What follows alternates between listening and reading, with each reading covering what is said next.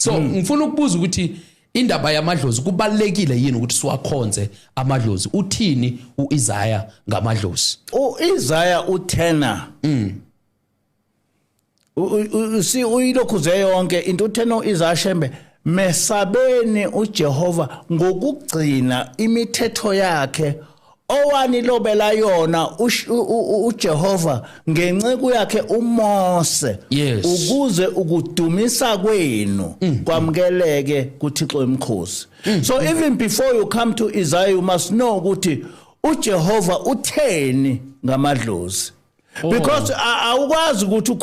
uIsaiah ekhulume into ezophambana nesho uJehova and yet ethena mesabeni uJehova ngokugcina imithetho yakhe owanilomela ngoMose. Yes.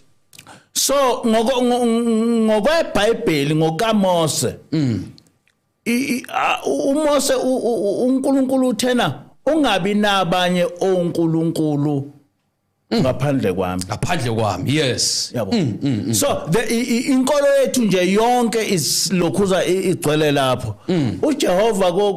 kuIsaiah ngicabanga ukuthi kuIsaiah 43 or verse 10 to lokhuza uthena akakho uNkulunkulu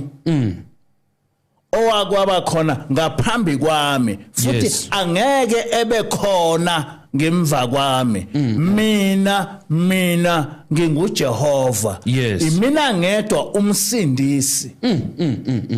yes so immediately ngoba inkolo kaJehova is a faith yes and awukwazi ukuthi uthathe uthi ukwenye faith bese futhi ulandela enye into inkolo kaJehova is very clear ukuthi ungawakhonza ungawahlabela amadlozi hayi ukuthi into oyinterpretayo it has been clearly sure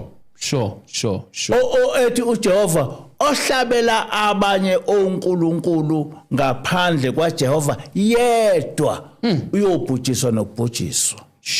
hayi ukuthi nje amadlozi I difference between us namaKristu amaKristu wona sukethi amadlozi akekho which is wrong amadlozi akhona ngoba phela abantu bayafa belokhuza ngisho uJesu aze kuphika ukuthi abantu bayavuka sebavuka abanye yabo ngisho ukuthiwa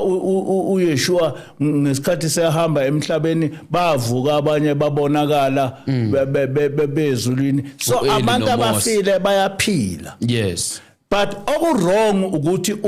ubahlabele ubakhonze because usuyitshele ukuthi wena ukhonza umuntu ukhonza uNkulunkulu kuphela and that is very very good and possible njengamanje lokho kwafika ingilosi ayikho enye into engiyifundisayo ngaphandle ukuthi sikhonza uNkulunkulu yedwa and what is very nice now uyokwazi ukuthi uma uNkulunkulu usulokhuza umkhonza yedwa uvele ebe ngaphezulu kwedlozi yabo unamandla ukwedlula idlozi uyo yonke into njengoba ngisho nje ngithi njengamanje angikhulumi ngento eyibelief ngithi njengamanje na sihleli nengilosi and people say ingilosi ayikho sihleli nengilosi manje ngiyayazi yonke into eyenzeke ezulwini because ngihleli nengilosi sure ingilosi ngisho ukuthi kufanele umuntu egqoke kanjani hayi ukuthi into ofanele ngoyifuna eBhayibhelini ngiyibuka la engilosini nokuthi umuntu kufanele ethande ini enyanye ini hayi ukuthi kufanele ngize ngiyofuna eBhayibhelini nansi ingilosi phambi kwami nokuthi mangihamba ezulwini kunjani ngizohamba kanjani akuyona into ofanele ngiyiphenye eBhayibhelini because ngihleli nengilosi ngiyengibeze nje abantu naseBhayibhelini bephikisana ngayo yonke into ngithulele nje nabanye bethi uNkulunkulu akekho abanye hayi ingilosi ayikho ngithulele nje because mina lezi zinto hayi ukuthi I'm interpreting the Bible these things are there njoba ngeke ngihlale ngitshela abantu ngithi mina ngikhathi seCovid-19